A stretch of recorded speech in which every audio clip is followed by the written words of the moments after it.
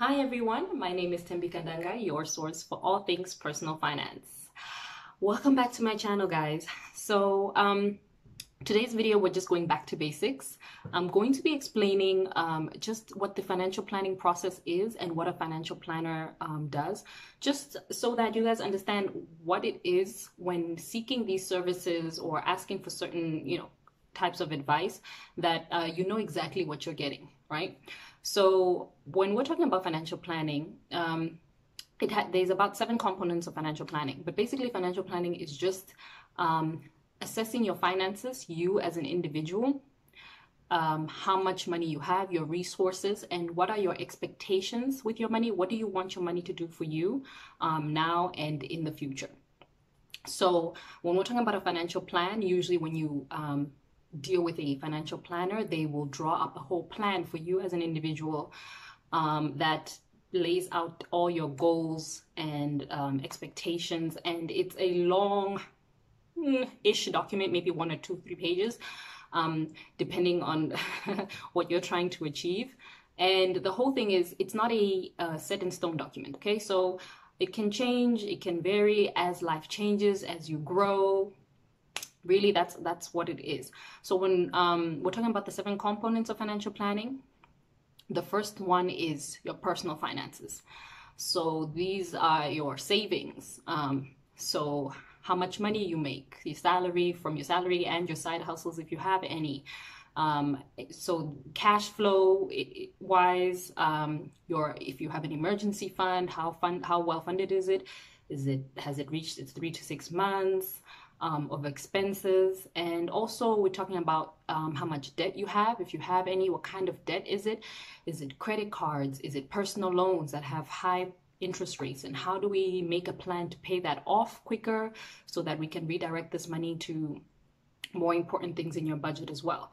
So a financial planner will basically help you understand, and basically it's like a perfect picture of who you are in money terms, basically.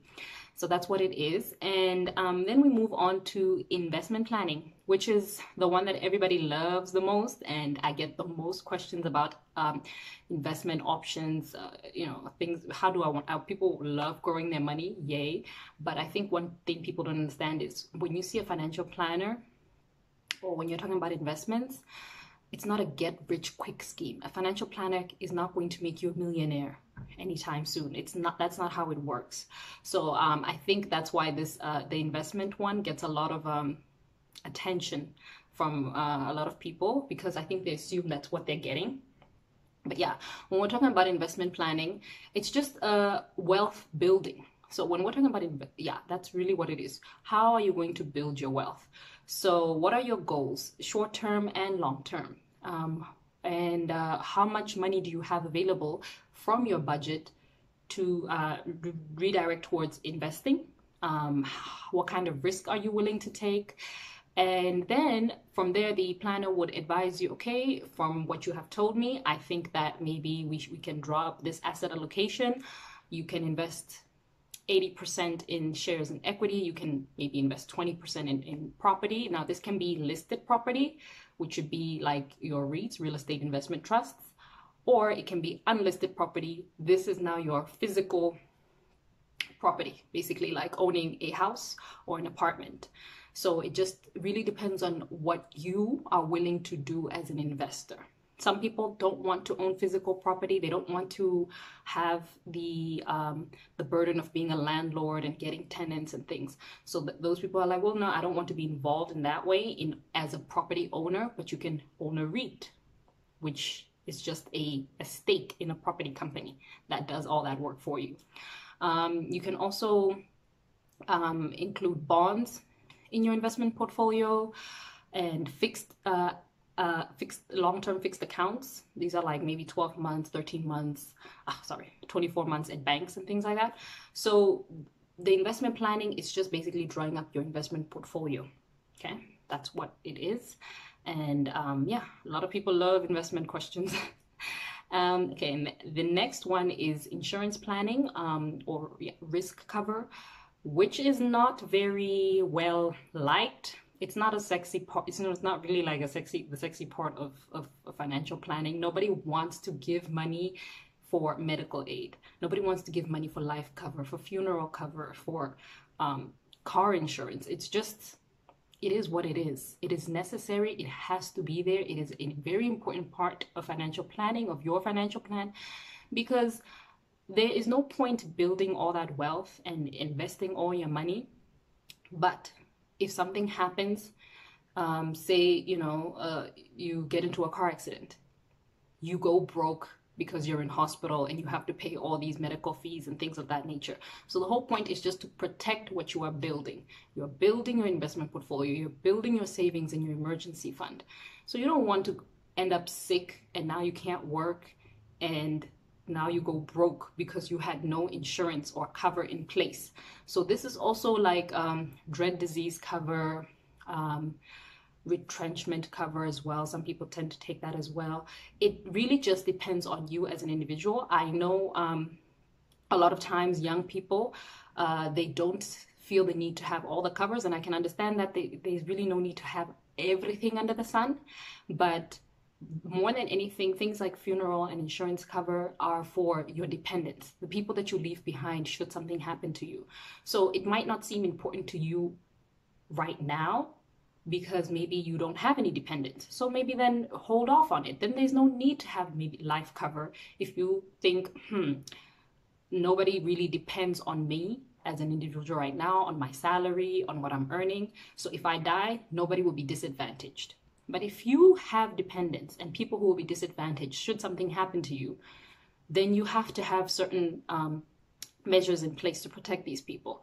Just like if you are a parent and you have one child, maybe you're a single mother or a single father, what's going to happen to your child should you die?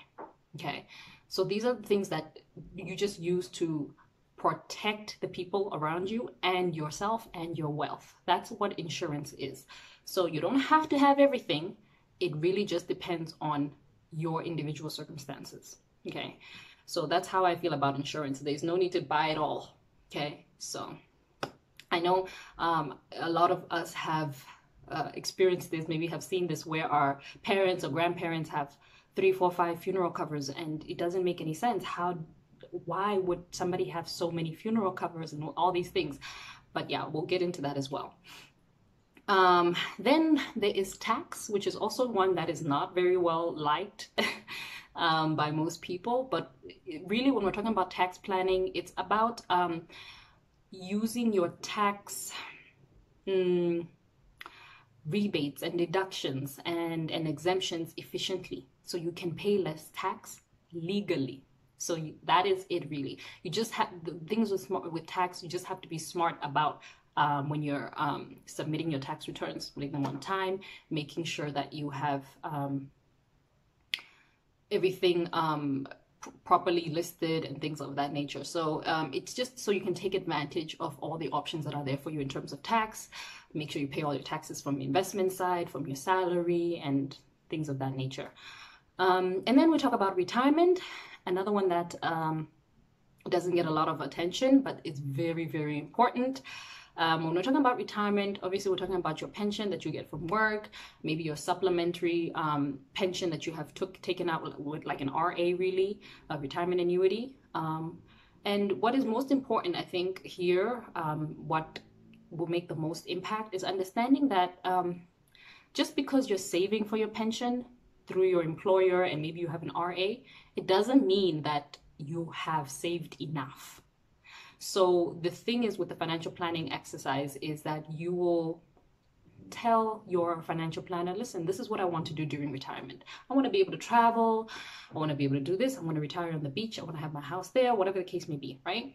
And they might discover that there's a shortfall between your plans, how much money you need to live your retirement dreams, and what you're currently saving. They might say, okay, by the looks of things, now that you are, say, 30, by the time you want to retire at 60, you're going to need 10 million for what you want to do. Okay? But the way your savings are progressing, the way your pension and your RA and whatever else you have saved for retirement, you'll only have about 8 million. So there's a shortfall. How are we going to make up the shortfall? this is where now they come in to advise you on how we can make up the shortfall, whether we're going to increase some contributions or take out a different investment vehicle altogether to help you cover the shortfall. That's really what it is with investment planning.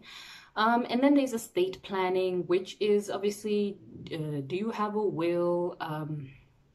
Are your beneficiaries all listed there? Anybody who depends on you? How to structure your estate so that it's also tax efficient. Things like life policies that don't have beneficiaries and life policies that do have beneficiaries. They are treated differently in your estate when you die. So these are all very important things. Estate planning is not for you as the person undertaking the financial planning exercise. It's really more for the people who are left behind, so that your wishes are just clear. Your wishes need to be clear. You need to know that everything that you want and all the people that you want taken care of are taken care of. That's really why we do the estate planning exercise. Also, by having a will, what you also need to have is a death folder. This is very important.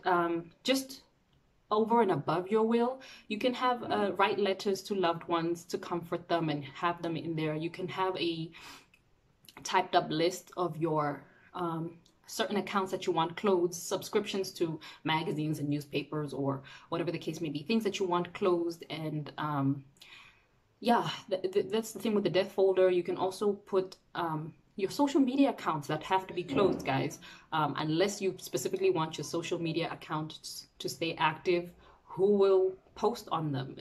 These are things that some people want to leave in place. So if you want your social media accounts closed, you have to give the usernames and passwords and all the valid details for this to happen. That's really what it is with estate planning. And then there's business planning. Now, business planning is for those who have side hustles or are self-employed. It's just about the type of business that you have. Is it a sole proprietorship? Is it a PTY? Is it a public company?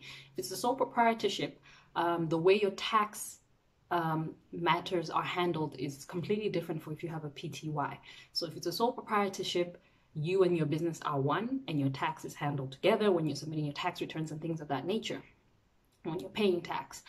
So it's important. That is just important because it's a vital thing if you do have a business, if you're self-employed. Obviously, it's also good for tax efficiency purposes to include that in your financial planning, and also succession planning. If you are going to die and you have a sole proprietorship, the business dies with you. If that is not what you want, you have to register a different type of business. So this is just information that is important to know if that is the route you're taking in life, self-employed or side hustles and things of that nature. Okay, guys, I feel like I've spoken for so long. So those are the 7 components of financial planning. And now I hope you can see why they're so important. Now, I just want to take a bit of time also to explain, when you're dealing with a financial advisor or a financial planner and they are affiliated with a company like Old Mutual, Sanlam, Liberty, Santam, they can call themselves a financial advisor and a financial planner, but their job is to sell a policy. I hate to be blunt, but let me just be honest. This is how I see it. So you cannot say you have a financial advisor or financial planner when they have a conflict of interest. Their best interest is for them to sell policies, and as many as they can, and they will do that at whatever cost necessary. So sometimes you find that you have all these policies, you don't understand where they're from. You saw an advisor, though, they told you this is what you need, but they get paid to do that. They get paid to sell you a policy. If you don't buy, then they're not getting paid. So there's usually an initial fee that they get for you signing up, and then there's an ongoing fee on every debit order or whatever it is that you've signed up for. Now, a policy is not a bad thing. The product is not a bad thing, right? The problem is when there is a conflict of interest. And I really do believe there's a conflict of interest when dealing with financial advisors or planners that are affiliated with companies, because it's not about building a relationship with you, conducting a separate financial plan with you. It's not independent, because at the end of the day, you have to buy something from them. That is how they make their money. So I think it's just very prudent to know and remember when dealing with these kinds of things. I'm not saying don't go to an Old Mutual financial planner, but understand that you are going to get sold Old Mutual products, and you probably won't leave the room without a product or two. And I think that's why there is a very big need for us to understand our financial needs. I said need again. To understand, our financial needs, so that before you approach somebody at an insurance company like Old Mutual or whatever, and you know exactly what it is you're looking for. They are there to sell you a product. You already know that, right? So you will not get bamboozled and be like, well, these people did not have my best interest at heart because they sold me this and this and this, and I didn't need all these things. They don't have your best interest at heart. They are there to sell. That is their job. They're salespeople. So I think it's very important to get an independent opinion. There are independent financial planners, and I think I like independent financial planners in that they are there to build a relationship with you. Okay, they will be with you from the beginning of your life to the end of your life. The whole point is the main thing for them is a relationship with you for the long term. It's not based on selling you this product and that product. The products are a circumstance of financial planning, right? They happen because you have done a financial plan. You have realized, oh, now after this financial plan, I realize I need a certain policy. I realize I need life cover.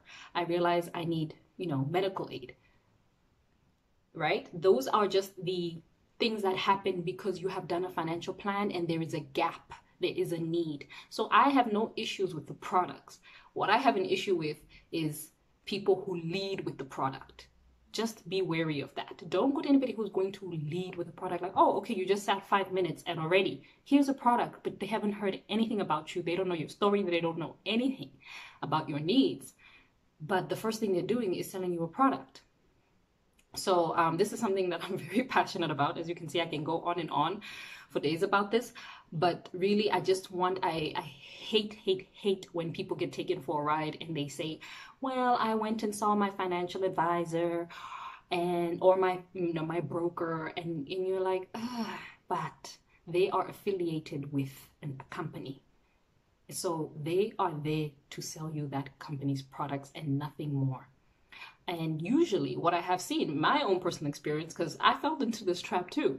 When I first started working, I also got a financial advisor from one of these big insurance companies. And he sold me the products that he thought I need, and I believed him. I was like, okay, I have a financial advisor. Well, look at me coming up into the world. Never heard from him again. And that is the thing. You want to be able to deal with people you can call up and say, listen, Tembi, I have this issue. Something in my life has changed. I can't afford these premiums. I just got retrenched. Whatever the case may be, I'm engaged. I just had a baby. My situation has changed. You want to be able to be comfortable enough to call this person and be like, well, let's revise my financial plan. And not even that. They should call you at least twice a year. I would say twice a year. You don't want to be called all the time. Just maybe every 6 months, just to make sure, is everything still okay? Are you still happy with the plan we have in place? Has there been any major changes in your life that we need to accommodate in your plan? And I think that is the thing with independent financial planners, is you get a different type of service. And if that's what you're looking for, pay for it. Because it is a long-term relationship. Unless, of course, you fall out and obviously maybe you're not happy with their services, and that's another thing altogether.